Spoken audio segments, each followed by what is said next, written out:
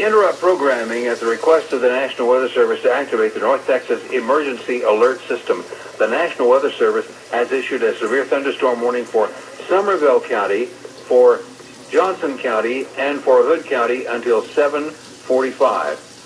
The National Weather Service reports a severe thunderstorm warning is located 10 miles northwest of Iredell, or about 23 miles northwest of Clifton, moving north at 25 miles per hour.